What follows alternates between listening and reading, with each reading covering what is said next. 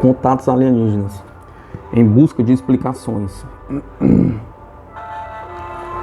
No mundo inteiro, as cidades pequenas têm fama de mexiqueiras. A aldeia suíça de Whoville não era exceção. Em 1975 ocorreram boatos sobre as atividades desconcertantes de um relojoeiro desempregado chamado Edward Meyer, conhecido como Billy, homem de fala mansa, barba comprida e penetrantes olhos castanhos esverdeados. Ele era bem peculiar pelos padrões de Whoville. Após décadas em diversos empregos pela Europa e no sul da Ásia, voltaram uns anos antes com uma jovem esposa grega. Teve 3 filhos e um só braço. Perderam o esquerdo em um acidente de ônibus na Turquia. Agora aquele homem comum comportava-se de modo ainda mais extraordinário.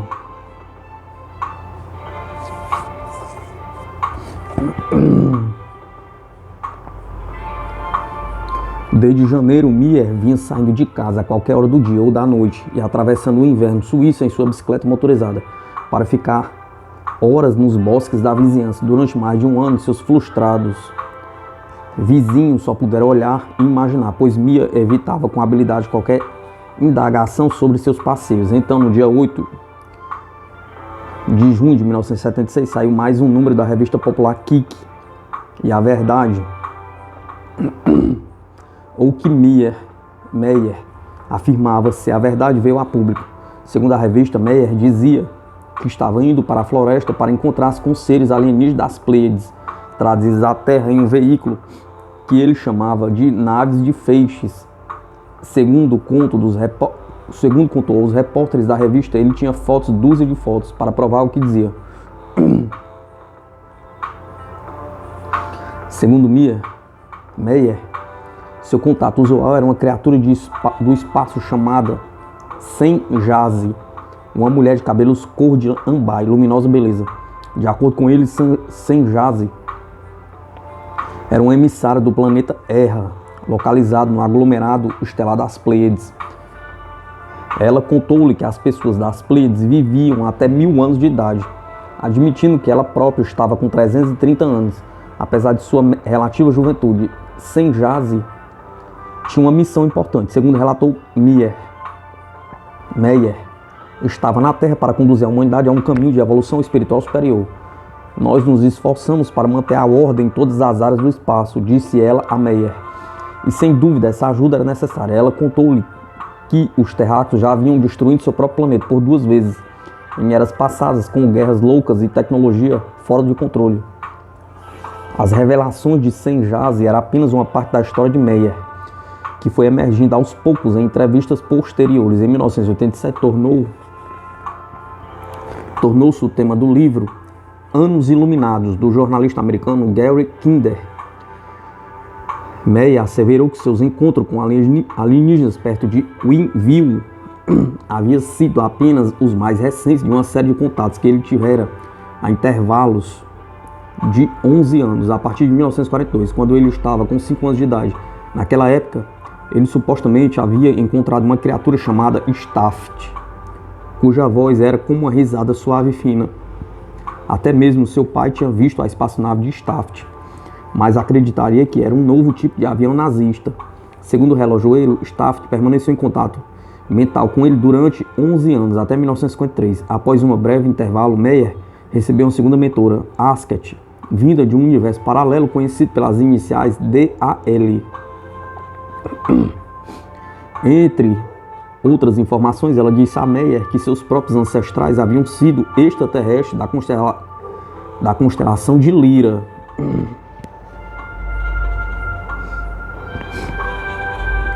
Asket esteve de plantão até 1964, 11 anos após aparecer pela primeira vez. Embora a existência de Staft,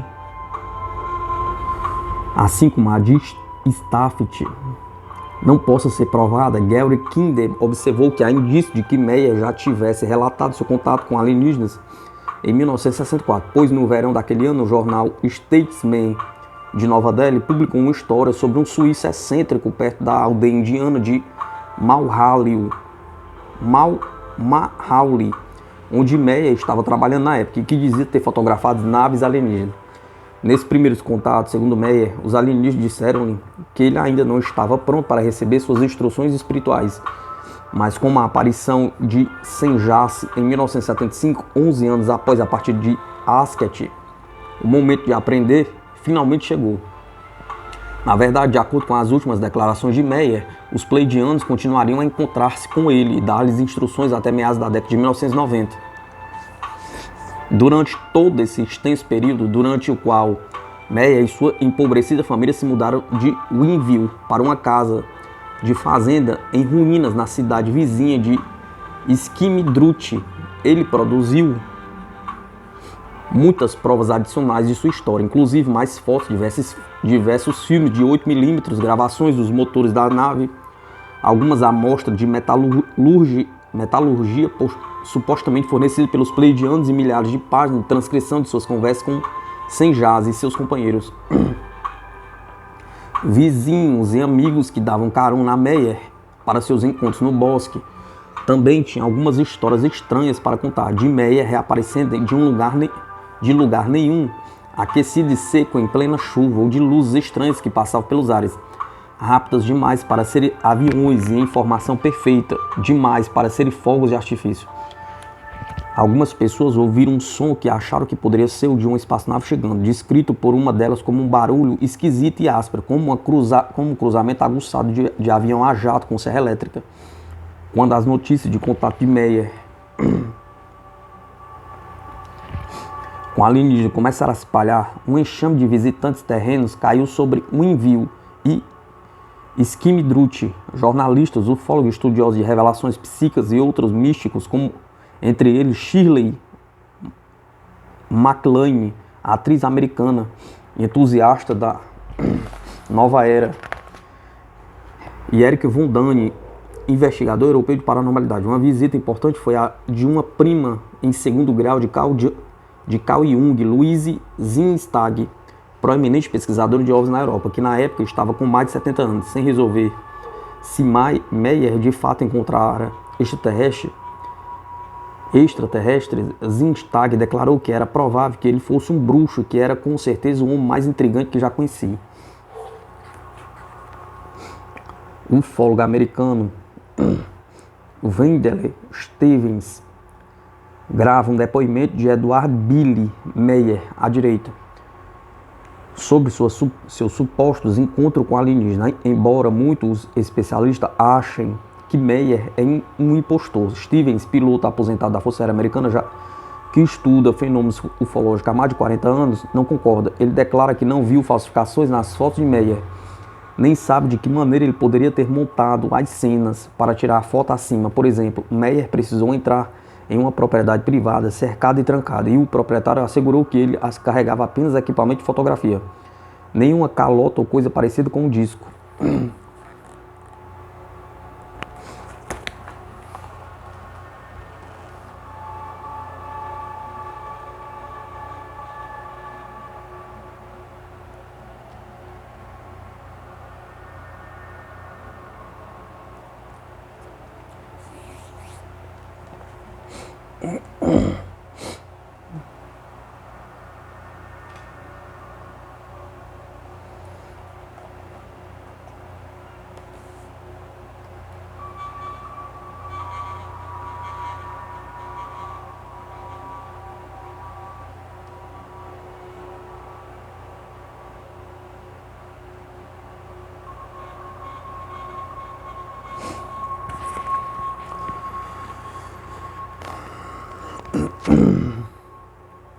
Embora às vezes Meyer parecesse sobrecarregado pelas torrentes de visitantes, respondia de boa vontade às perguntas. De vez em quando levava alguém até os lugares dos supostos encontros, mostrando as marcas de aterrissagem das naves.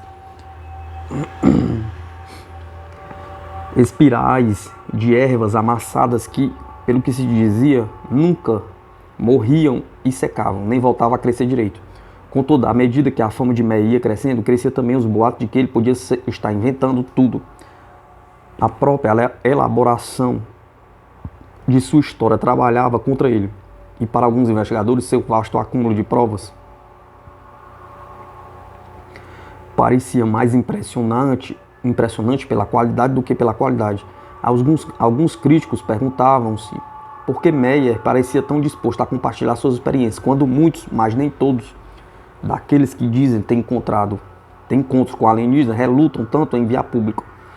No início dos anos 90, as opiniões sobre o caso Meyer continuavam divididas. Embora alguns ufólogos estivessem intrigados, muitos acreditavam que o suíço de um só braço era um impostor. Notavelmente talentoso. No entanto, pouca gente que passou algum tempo com Meyer pôde duvidar da força de sua convicção de que fora escolhido para servir.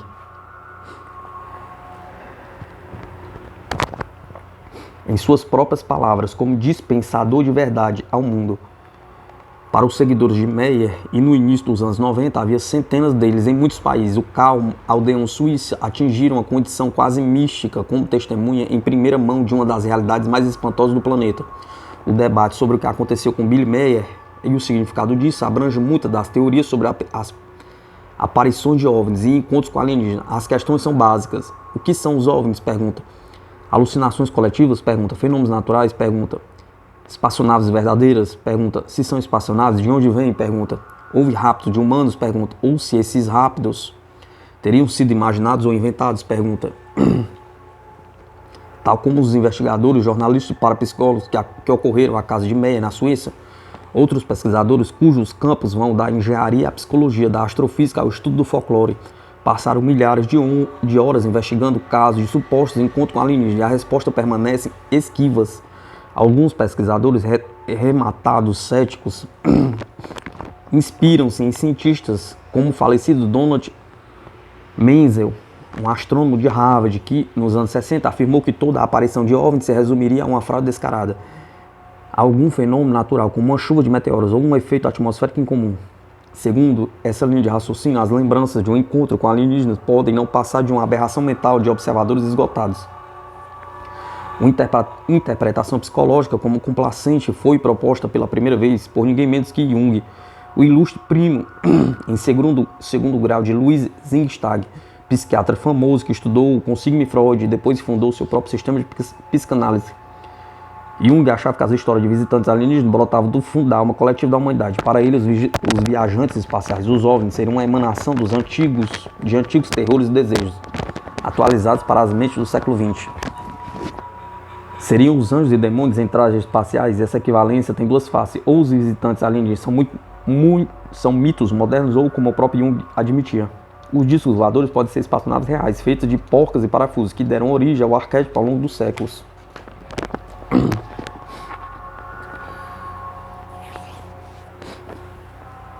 Esta última alternativa, é claro, é a preferida de muitos entusiastas da ufologia, que afirmam que, sem rodeios, que o fenômeno dos OVNIs é exatamente o que parece ser.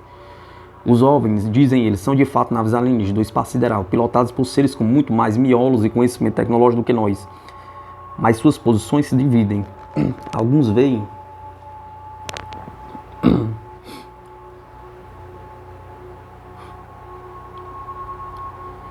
veem os relatos de rapto como fantasias complexas e às vezes absurdas, que interferem o bom andamento da pesquisa ufológica legítima, ou como indício da essência irrelevante de um fenômeno totalmente diferente. A inglesa Hilary Evans, por exemplo, sugere que as aparições de OVNI e os raptos por alienígenas deviam ser investigados em separado. Outros pesquisadores defendem uma posição diametralmente oposta.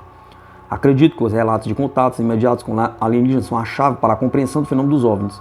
Respondendo à pergunta, o que querem os alienígenas? Pergunta. Os raptos abriram o mistério dos OVNIs como um ovo cósmico, declara o historiador David Jacobs.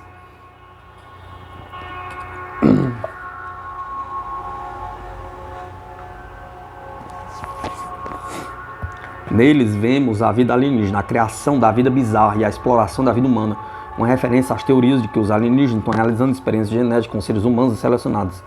Outros ainda lançam a hipótese de que os OVNIs existem de fato, mas não são simples espaçonaves. As leis da física colocam barreiras formidáveis no caminho das viagens interestelares práticas, o que sugere a algumas pessoas que os chamados alienígenas podem ser visitantes da Terra em um futuro longínquo, que chegam ao presente por intermédio de uma distorção cósmica do tempo. Ou talvez os OVNIs venham de um universo alternativo, de outra realidade, além do espaço dos tempos normais. Mudando da física avançada para a parapsicologia, outra escola de pensamento sustenta que os OVNIs e outras presenças alienígenas podem ser fenômenos puramente paranormais, tão intrigantemente reais ou irreais quanto os fantasmas ou os anjos da guarda.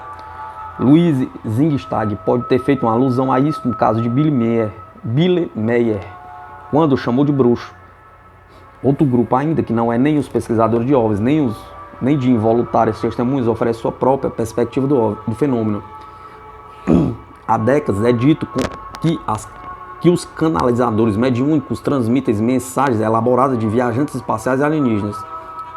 E seus fantásticos comunicados ficam pálidos comparados com outra suposição ainda. Aqui centenas de seres humanos, talvez até Billy Meyer, são gente das estrelas, descendentes de alienígenas que estão na Terra para educar e preparar os seres humanos para uma grande mudança que está por vir. Com essa galáxia abarrotada de teorias, não chega a surpreender que muitos ufólogos ativos façam questão de manter o espírito aberto, sublinhando que acredito que o fenômeno dos OVNIs está destinado a produzir descobertas cientificamente importantes.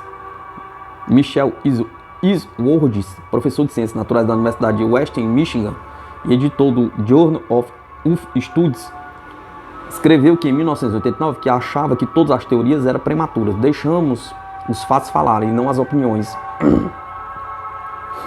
O problema, é claro, é que pode ser frustrantemente difícil isolar os fatos.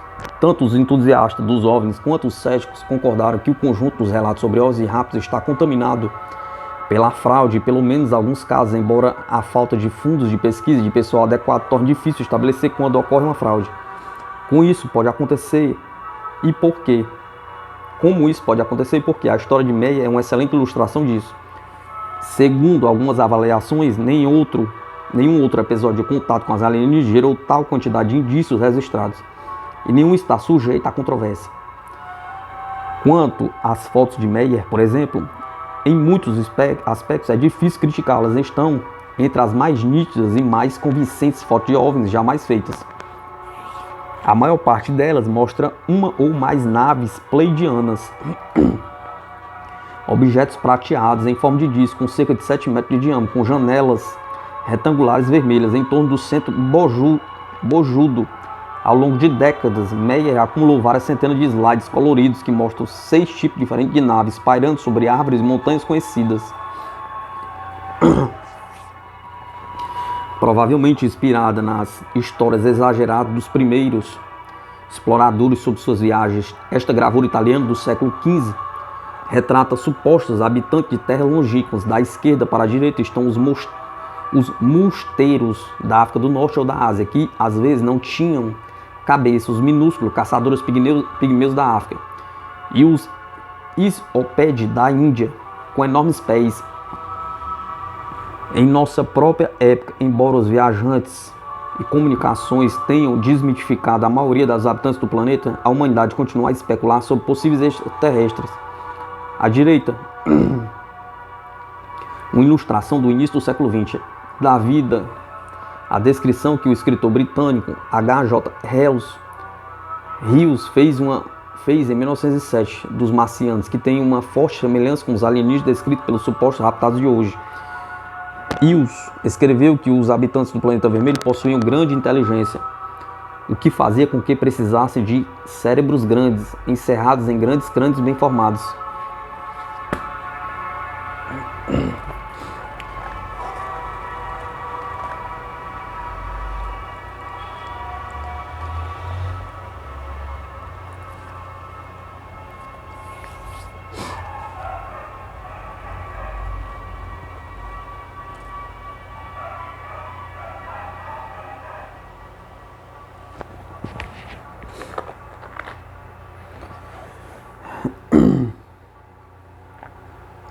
A reação às fotos foi dúbia, em parte porque a maioria dos originais e negativos desapareceu no caos da casa de fazenda de Smith Drut e no constante assédio de curiosos. Segundo Meyer, Muitas fotos e outras provas perderam ou foram roubadas.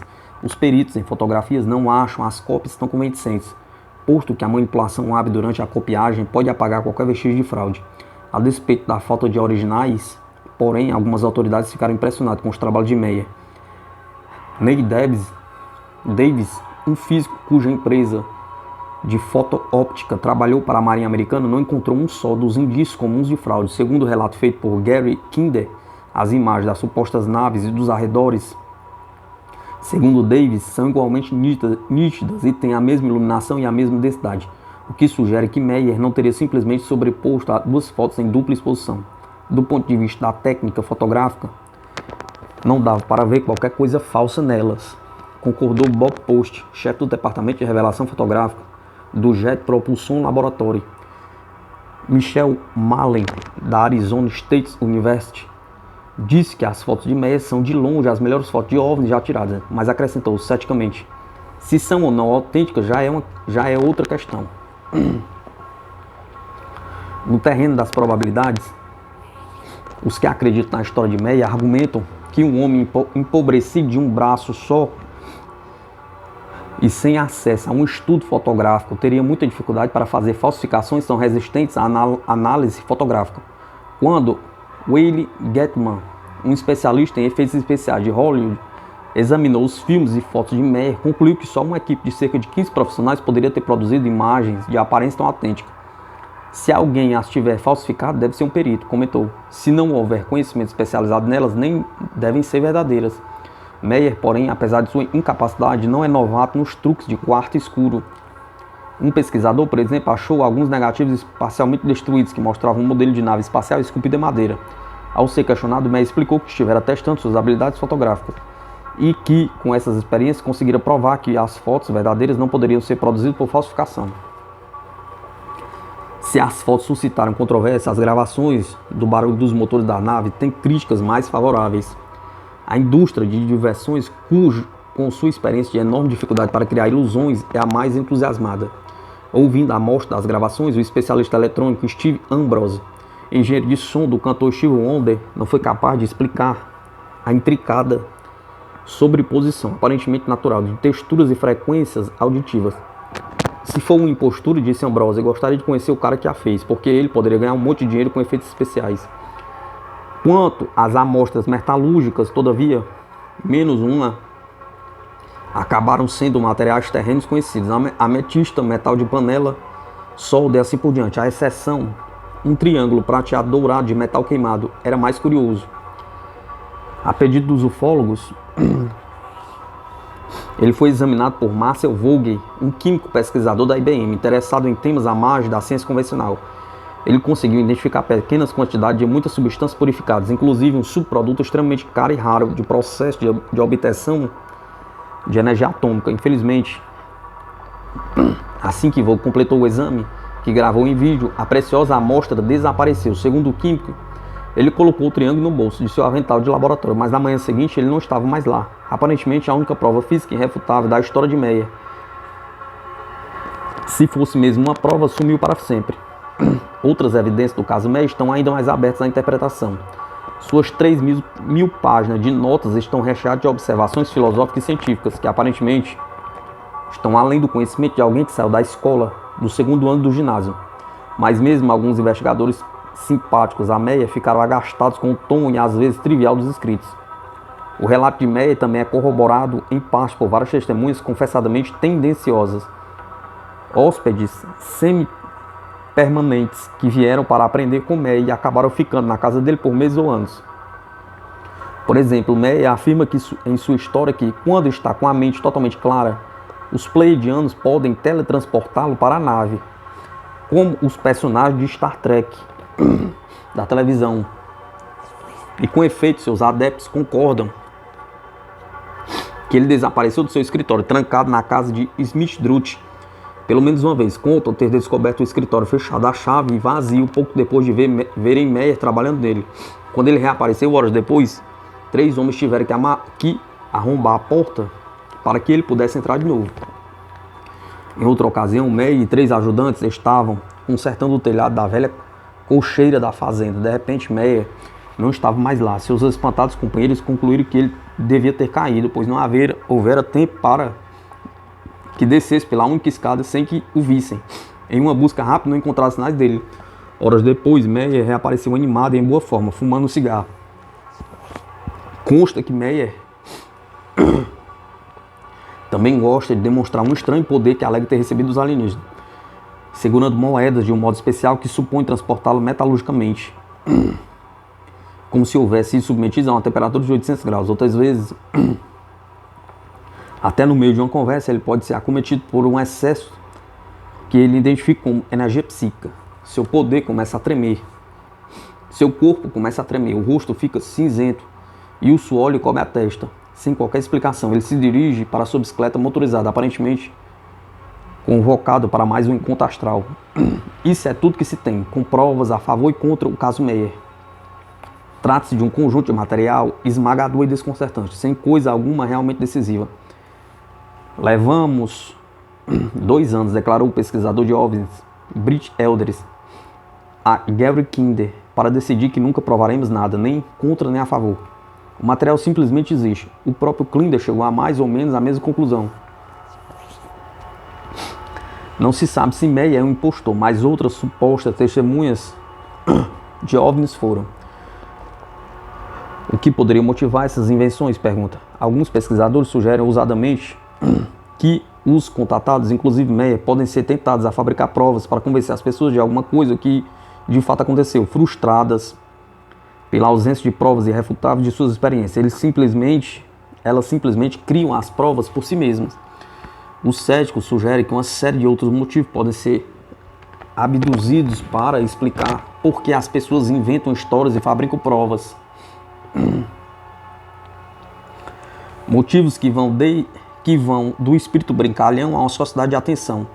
Outro fator poderia ser o desejo de celebridade ou de lucro fácil. Honorários por conferência, contrato de livros e convites para programas de entrevista são feitos para os indivíduos dispostos a discorrer sobre suas lembranças dos encontros com alienígenas.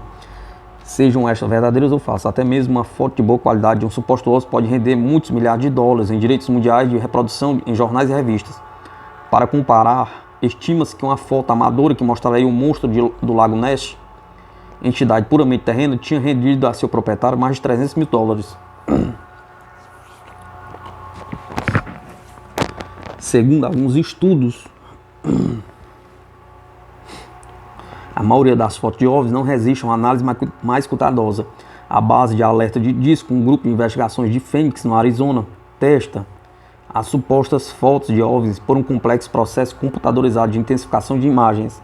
De acordo com seus pesquisadores, mais de 95% das imagens examinadas são fenômenos naturais, mal interpretados ou francas falsificações. Essa organização rejeitou diversas fotos de Meyer, mas no sempre contencioso mundo da pesquisa ufológica, esse juiz não bastou para resolver a questão. Os partidários de Meyer criticam o processo da base de alerta de discos, por envolver tantas cópias e alterações que eles acreditam a imagem fotográfica ficar seriamente distorcida. Além da emaranhada discussão acerca das possíveis fraudes, resta o problema do engano honesto. Tantos relatos de OVNIs acabam revelando balões meteorológicos, aviões a jato, raios de luz, de sol, efeitos de nuvem ou até reflexos em para-brisas, que os ufólogos nem se incomodam em tabulá-los, assim como uma criança deitada na grama descobre castelos e dragões nas nuvens que passam nas alturas. A mente adulta parece capaz de povoar os céus com base na menor sugestão óptica. Em uma antologia sobre as pesquisa ufológica publicada em 1988 pela prestigiosa Associação Britânica de Pesquisa sobre OVNIs, BUFORA, a investigadora britânica Hilary Evans apresentou um caso ilustrativo. Certa noite, em 1981, Mr. Adams, pseudônimo, sentiu-se chamada até a janela. Do lado de fora, ela avistou um objeto amarelo com 2 bolhas de geleia dourada. Que oscilava e pulsava no espaço. As bolhas então fundiram-se e assumiram a forma de uma cruz. Sob forte excitação, Mr. Adams ligou para o filho, que morava perto. Nem o jovem Adams, nem sua esposa, Janete, viram coisa alguma de sua janela. Quando Janete chegou à casa da sogra, porém, a aparição dourada, mudando constantemente de forma, apareceu bem acima das duas. Segundo contaram, As duas mulheres ficaram olhando boquiaberta, enquanto o objeto soltava uma nuvem de fumaça esverdeada para ocultar-se de um avião, que presumivelmente foi enviado para investigar. Mas a história não acabava nisso. Por vários dias, ambas sofreram dores de cabeça. Mr. Adams convenceu de que os personagens da tela de sua televisão estavam tentando contactá-la e perdeu toda a lembrança em um período de 14 horas, aparentemente com a sensação de tempo perdido, típica dos raptos de OVNIs. Uma investigação feita imediatamente por Philip Taylor e Jane Handlers, da Bufora, revelou que era quase certo que as duas mulheres haviam sido assombradas por nada além da lua cheia de outono. O objeto dourado, segundo verificaram, ocupava a mesma parte do céu que a lua e desapareceu quando a lua se pôs. Além disso, as nuvens da grande altitude observadas pela meteorologia da região teriam dado a impressão de estar fixas no mesmo lugar sobre a lua, sugerindo a suposta nuvem de fumaça. A equipe da Bufora não conseguiu saber de nenhum avião enviado pela base local da Royal Air Force para examinar qualquer fenômeno aéreo estranho naquele dia. Quanto às dores de cabeça e o tempo perdido, podem muito bem ter resultado do estado emocional altamente carregado de ambas. Algumas aparições suspeitas podem ter ocorrido até sem que fossem denunciadas. Nos anos 60, por exemplo, cientistas americanos e alemães que estavam estudando a atmosfera superior lançaram em várias ocasiões foguetes projetados para soltar nuvens luminosas de gás de bário, que eram visíveis por centenas de quilômetros. Muitas vezes, após um lançamento, cidadãos preocupados que viam as nuvens telefonavam para dizer que haviam avistado um OVNI. Para evitar e já previsto em enxurrada de telefonemas, um grupo de pesquisadores americanos avisou o público antes de um lançamento previsto para o dia 16 de junho de 1966.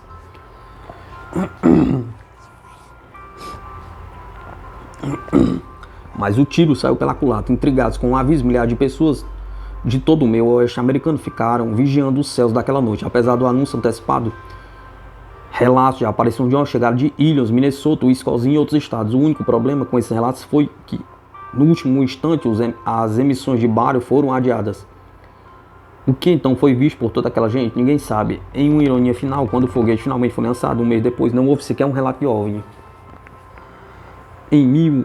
Em um livro de 1977, Passageiros do Espaço-Tempo e Outros Eventos Incomuns, o psicofisiologista canadense Michel Persinger e a coautora Ghislaine Lafrenière sugeriram que outros relatos equivocados de OVNI poderiam ser associados com uma forma rara de estática aérea. Trata-se de um fenômeno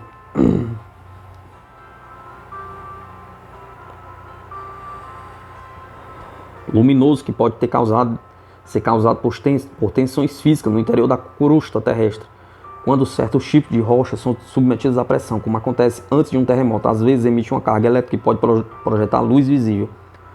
Pouco antes de um terremoto, formas luminosas com 20 a 200 metros de diâmetro podem ser vistas perto da linha da falha geológica.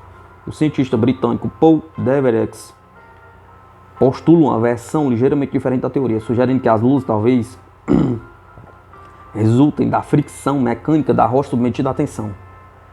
Devereaux associou diversos surtos de aparições de OVNIs à luz e essas luzes geralmente geradas sismicamente.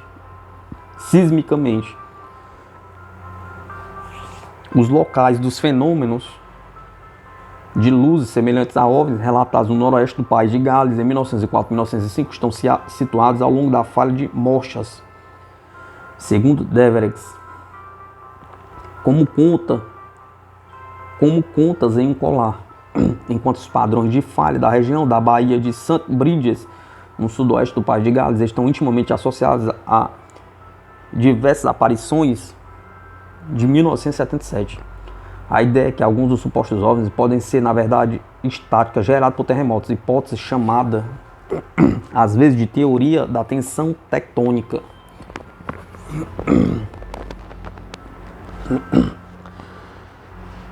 Suscitou um imediato coro contrapontual de defesas e rejeições. A mais devastadora destas talvez tenha sido a observação de que muitas aparições de OVNIs, talvez a maioria delas, ocorre bem longe de grandes fases geológicas. Persinger tentou responder a essas críticas, sugerindo que os efeitos da tensão podem ocorrer a mais de 150 km do local real do tremor. Os pesquisadores argumentam que a tensão tectônica explica algumas aparições de OVNIs, ou talvez até todas.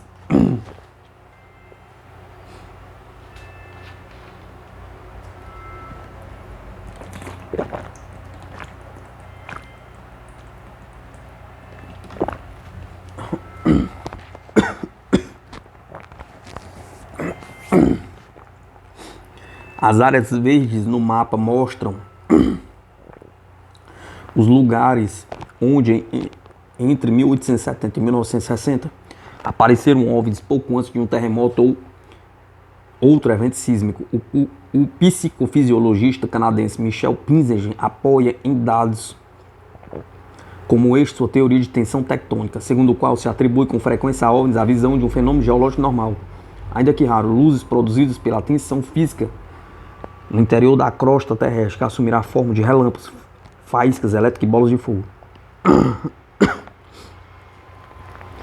Ao se submeter granito a uma pressão de 34 mil quilos por centímetro quadrado, os elétrons liberados produzem partículas subatômicas luminosas, chamadas fótons, cuja aparência pode ser confundida com eventuais OVNIs.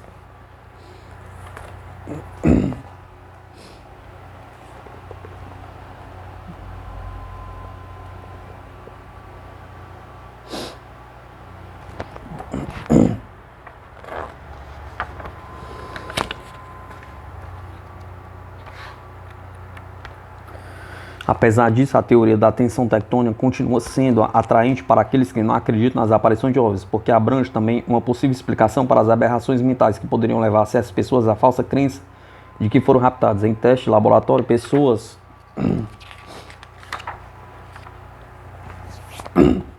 expostas a uma forte dose de radiação eletromagnética, como as que são atribuídas a tensão tectônica, às vezes sentem dores de cabeça, cansaço e um estado de consciência alterada. Em alguns segundos, as pessoas falam de um formigamento na espinha, acompanhado de uma sensação de perturbação psíquica ou de descarga liberadora. Algumas experimentam uma paralisia temporária, outras acham que se separam do corpo e estão viajando pelo espaço. Tais sensações, teorizam alguns pesquisadores, pode combinar-se com a visão de luz induzida pelo terremoto para formar a base de uma alucinação de rapto.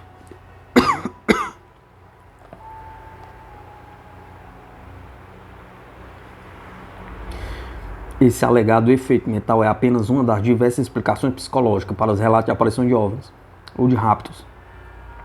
Outros pesquisadores sugerem, por exemplo, que há causas médicas conhecidas para o conhecido sintoma do tempo perdido dos raptados.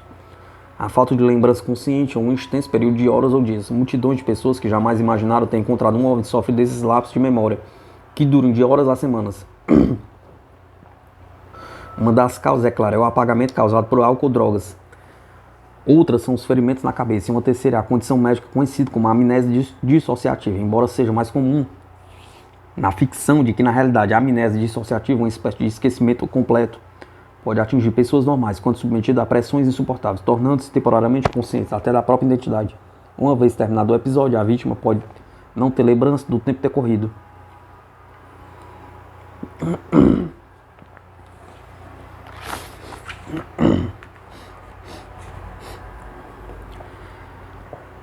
Nosso anúncio do universo.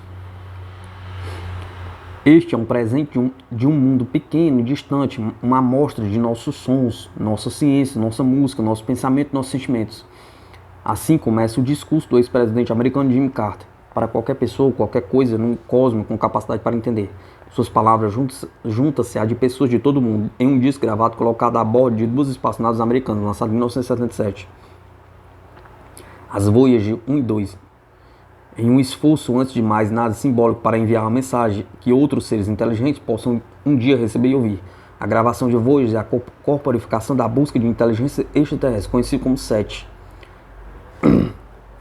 Admitida pela comunidade científica como uma base na suposição de que, tendo em vista um número quase infinito de estrelas no universo, é altamente provável que exista vida em outros planetas, de outros sistemas solares.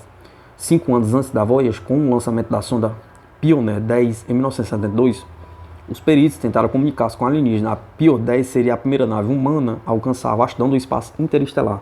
O astrônomo Carl Sagan e vários de seus colaboradores criaram a mensagem levada pela Pioneer 10, gravada em uma placa de alumínio banhada a ouro de 18 por 24 centímetros. Ela continha esquemas de localização da Terra e desenho da nave, de um homem e de uma mulher. A Pioneer 11, lançada em 1973, levou uma placa idêntica. Cada uma delas deverá viajar cerca de 30 mil anos antes de chegar à estrela mais próxima em sua rota. Em 1974, o radioastrônomo radioastrônomo Frank Drake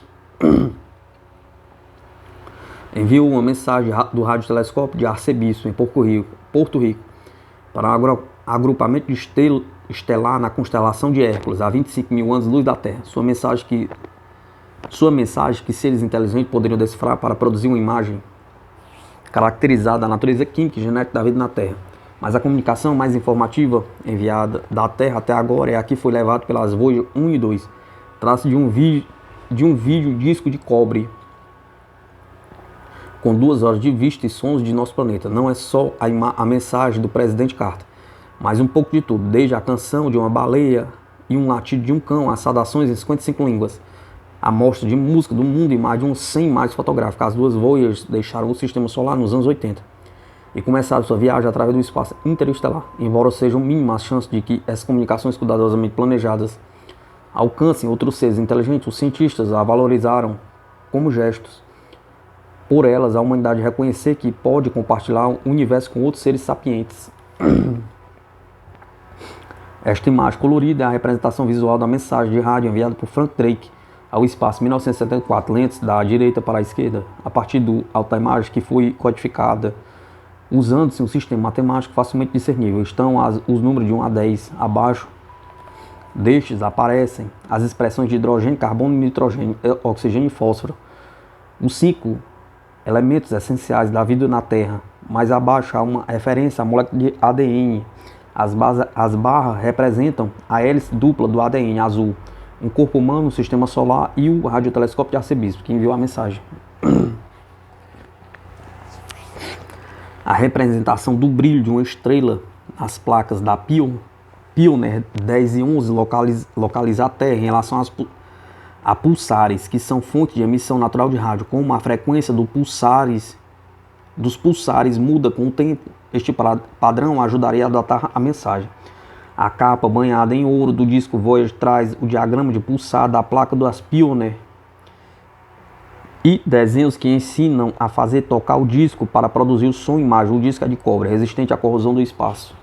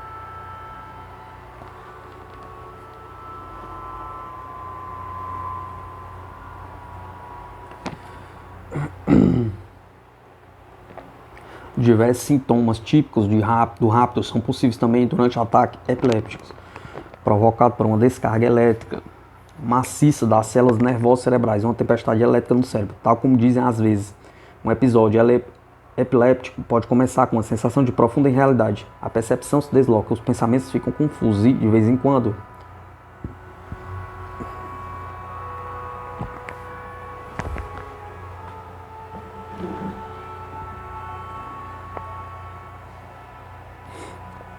ocorrem alucinações. Formas estranhas podem aparecer diante da vítima.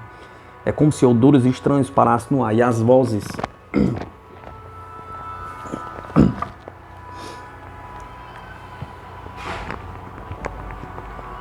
misteriosas ecoassem em sua cabeça.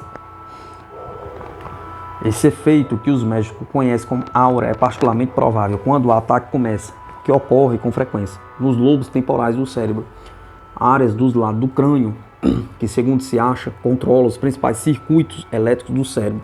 A aura provoca, eventualmente, uma sensação de terror ou de júbilo psíquico e pode ser seguida por um período de automatismo, durante o qual o paciente desempenha apenas ações rudimentares e com pouca consciência.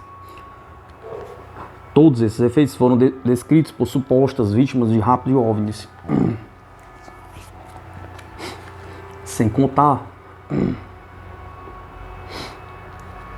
com suficientes fundos para a pesquisa, nem com a cooperação plena dos raptados que tentam levar sua vida adiante, os ufólogos enfrentam dificuldades para refutar totalmente as análises éticas. Contudo, assinalam que pouquíssimos raptos são epilépticos conhecidos.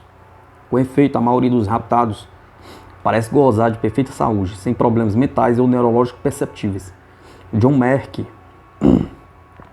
professor de psiquiatria de Harvard, reconhece que os raptados com os quais trabalhou são pessoas comuns, que se relacionam bem com os outros, têm um forte sentido de realidade e sentem emoções que se adequam às experiências que descrevem. No entanto, o fato é que nem só as pessoas com distúrbios orgânicos ou neurológicos têm alucinações. Isso pode acontecer a qualquer um. Em certas circunstâncias, em um levantamento feito no século XIX pelos pioneiros da psicologia, entre eles o conhecido filósofo americano William James, 3.271 das 27.329 pessoas pesquisadas,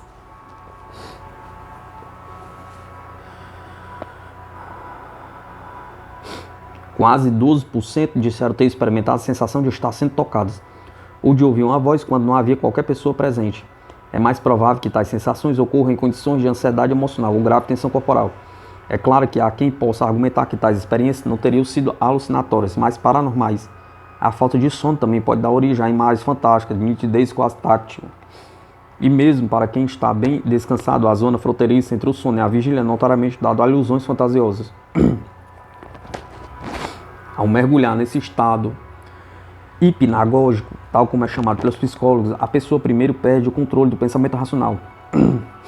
Depois, a percepção precisa de tempo e de lugar. Finalmente, ela perde a capacidade de distinguir os fatos da fantasia. Vozes parecem pronunciar nomes ou dizer mensagens. Rostos surgem na escuridão. Uma condição de transe parecida com essa pode desenvolver-se com qualquer ato repetitivo. Realizado com muito tempo, e tal como dirigir à noite por grandes distâncias. Os faróis vindo em sentido contrário ofuscam. A mente fica entorpecida, a faixa central estende-se até o infinito e o motorista entra em um estado de hipnose auto-induzida. As imagens que surgem nesse momento parecem emergir, muitas vezes nas regiões mais profundas da psique humana, e sua realidade aparentemente nítida, segundo aqueles que defendem essa posição, explicaria muito das ocorrências descritas por aqueles que acreditam ter sido capturados e levados por um OVNI. Frequentemente, os raptados contam também que sentiram medo quando os alienígenas começaram a cutucar e apalpar seus corpos, extrair sangue e tecidos e submetê-los a humilhações e desconfortos de um exame físico completo. Alguns estudiosos, tais como o teórico de OVNIs Alvin Lasson, da Califórnia, sugerem que os supostos raptados estão revivendo o momento de seus próprios nascimentos, ou talvez estejam revivendo um trauma mais recente, talvez uma hospitalização com todas as ansiedades correspondentes. Mas todos os seres humanos nasceram e muitos podem ter sido tratados em hospitais, presumindo que os supostos raptos por alienígenas sejam simplesmente fantasias baseadas nessas experiências comuns. Os céticos devem explicar qual é o estado mental específico que causa o surgimento dessas fantasias em algumas pessoas e não em outras. Uma dessas possíveis forças foi sugerida por Carl Jung em seu pioneiro trabalho em 1958, Discos Voadores, um mito moderno de coisas vistas no céu. Um dos eixos das teorias psicológicas de Jung era a noção de arquétipos culturais, imagens primevas que ele acreditava serem subjacentes a toda a consciência humana, servindo como pedras fundamentais da cultura das crenças religiosas. As imagens surgem, achava Jung, do que ele chamava do inconsciente coletivo, um tipo de reservatório de crenças, das crenças humanas, embora os adereços externos das imagens possam mudar de época para época. As experiências são fundamentalmente as mesmas, no nível mais profundo. Segundo Jung, o arquétipo mais básico é o círculo, completo, perfeito, sem princípio nem fim, na forma da mandala hindu, um emblema circular que muitas vezes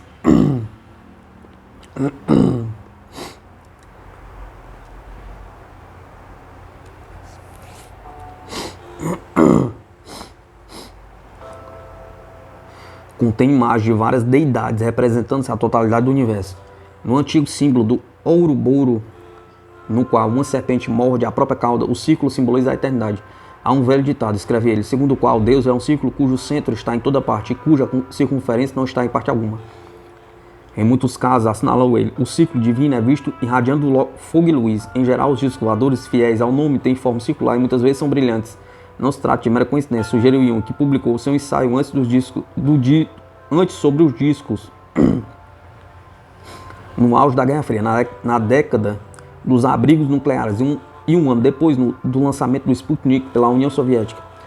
Na situação ameaçadora do mundo de hoje, escreveu, a fantasia criadora de projeções eleva-se para além do reino das organizações terrenas, dos poderes celestiais, até o espaço interestelar, onde os regentes dos destinos humanos, os deuses, tinham outrora sua morada nos planetas. Segundo ele, a espaçonave alienígena poderia ser o equivalente moderno das mandalas hindus, desempoeiradas e levadas para o centro do palco para aliviar nosso terror da guerra nuclear.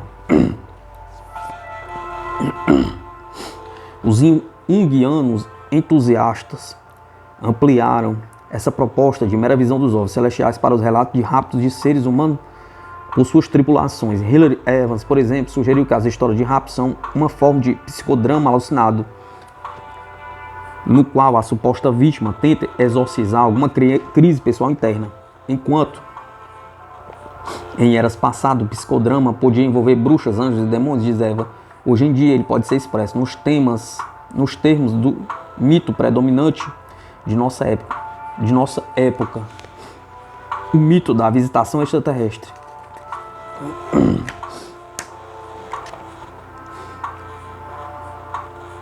Embora vestidas com roupagens diferentes, de acordo com a época, as histórias sobre os visitantes celestiais não são com certeza nada de novo. Muitas culturas humanas têm antigas histórias de seres dos céus que descem à terra para o melhoramento ou desbaratamento da humanidade. Algumas vezes os visitantes chegam envoltos em nuvens de glória, mas consta que alguns chegam em algo similar a uma verdadeira espaçonave. A visão celestial do profeta Ezequiel do Velho Testamento, que tinha até rodas giratórias e fogos flamejantes, é citada com frequência pelos ufólogos com o propósito da imagem do OVNI, assim como a carruagem de fogo que levou Elias ao céu e a nuvem radiante na qual ele reapareceu séculos depois para falar com Cristo no alto de uma montanha.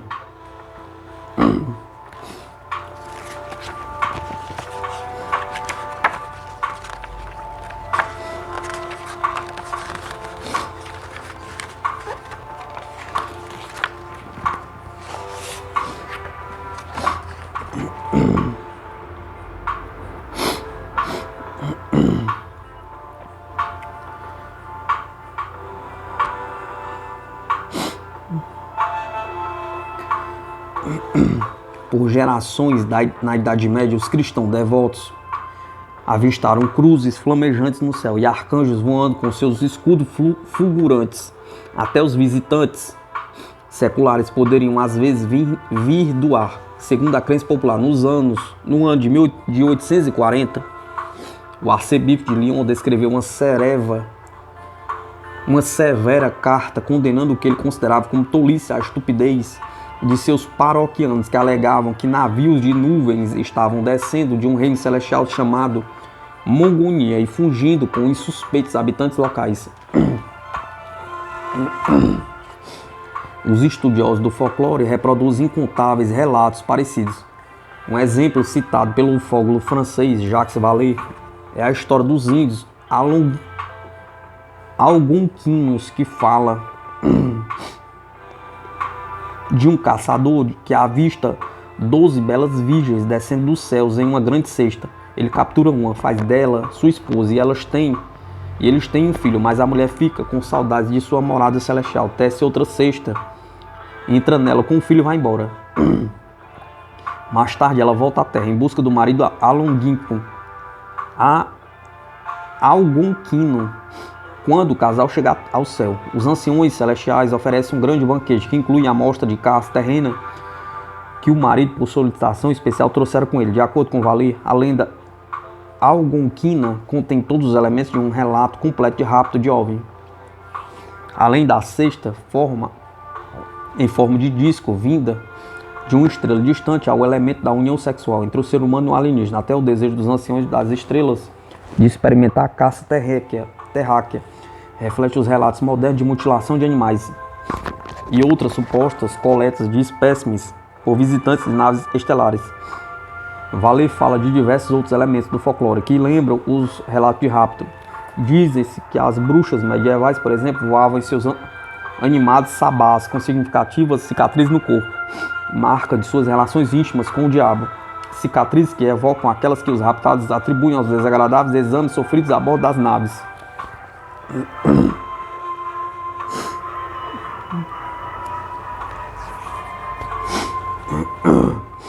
Incidentes de tempo perdido também são encontrados nas mitologias do mundo. O exemplo americano mais conhecido talvez seja o de Rip Van Winkle, na história do mesmo nome que Washington Irving escreveu, inspirado no folclore. Até detalhes e importância da experiência de rapto encontram paralelos no folclore. Vale observe que diversos supostos raptados se lembram de ter visto um cristal luminoso durante o cativeiro. A pedra aparece no uniforme dos alienígenas, instalado na nave ou localizada no raramente visto planeta de origem deles. Segundo ele, pedras brilhantes parecidas eram equipamentos inseparáveis de certas fadas francesas. Dizer que uma coisa é mitológica, porém não prova que ela inexista como experiência. O próprio Vale acredita, tal como Jung, que deve haver alguma base para as histórias recorrentes de OVNIs. Em seu tratado em 1958, Jung reconheceu que alguns OVNIs poderiam ser entidades físicas reais, em especial quando surgem nas telas do radar da Força Aérea. Surgem no radar. Ou em uma conhecida aparição ocorrida perto de Washington. Em 1952, neste último caso, um dos mais incidentes parecidos em todo o mundo naquele ano, operadores de radar notaram 7 objetos movendo-se lentamente em suas telas. Os controladores de tráfego de um aeroporto próximo falaram de misteriosas luzes no ar. Ou as projeções psíquicas produzem ecos de radar, escreveu Jung. Ou então o aparecimento de objetos reais proporcionou ocasião para as projeções mitológicas. Ele parecia favorável à segunda hipótese. E esta é a explicação clássica para o enigma dos OVNIs, desde o advento dos foguetes modernos durante a Segunda Guerra Mundial. Alguns observadores sugeriram que os OVNIs são espaçonaves pilotados por astronautas de fora da Terra. Se assim for, as naves precisam de toda a velocidade e agilidade que supostamente demonstram nos ares terrestres. Um deslocamento super rápido seria essencial para qualquer astronauta extraterrestre visitar o nosso planeta, simplesmente por causa das distâncias envolvidas. Cerca de 150 quilômetros, milhões de quilômetros de espaço vazio separam a Terra do Sol. Outros 5,71 bilhões de quilômetros em média se estendem entre a órbita da Terra e de Plutão, uma minúscula rocha fria coberta de gelo de metano que geralmente está no limite extremo do Sistema Solar, conhecido. Em 1979, a órbita excêntrica de Plutão trouxe para dentro da de Netuno, de modo que por 2 décadas Netuno se tornou o mais extenso dos planetas conhecidos.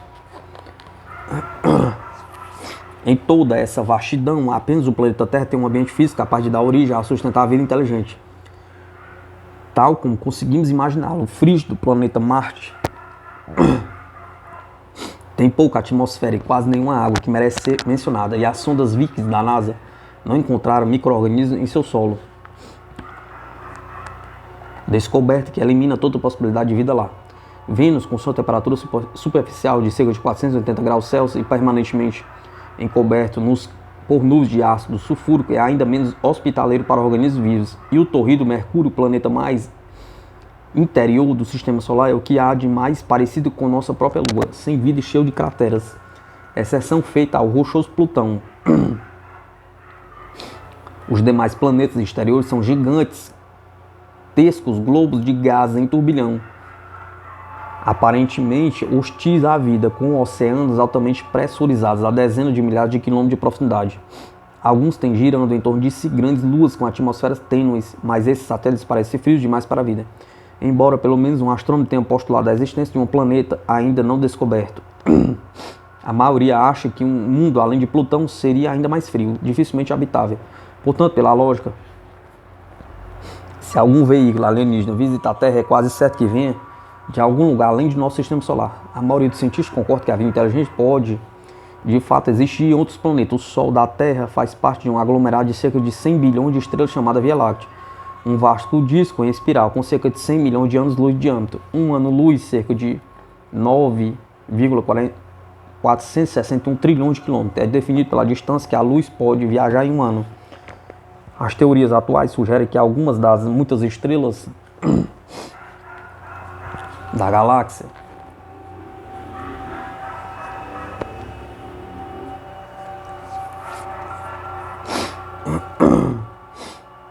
devem ser orbitadas por planetas e que uma fração desse planeta é como a Terra, capaz de sustentar a vida e até a inteligência. É claro que ninguém ainda viu de fato um planeta fora do nosso sistema solar, nem é provável que algum possa ter visto no futuro próximo, pois tais planetas seriam tão distantes que pareciam infinitesimamente pequenos. Há já algumas décadas, porém, os cientistas detectaram indícios indiretos de planetas e formação de planetas em torno de várias estrelas. Em 1991, por exemplo, astrônomos do radiotelescópio de Arcebips, em Porto Rico, captaram sinais que pareciam sugerir um complexo planetário. As pulsações emanam de uma minúscula estrela de nêutrons, parecida com o PSR 1257, mais 12, indicam que dois pequenos objetos, ou possivelmente três, giram em torno da maciça estrela no centro do sistema. Porém, dada sua proximidade de uma estrela tremendamente condensada, que se supõe ter sido formada a partir de uma explosão estelar há milhões de anos, esses diminutos planetas parecem habitáveis, ambientes improváveis para a vida alienígena. Além disso, eles se deslocam pelo espaço a cerca de 12,5 trilhões de quilômetros da Terra, distância equivalente a 1,300 anos-luz. Para os teóricos ufológicos de orientação científica, tais distâncias são um problema.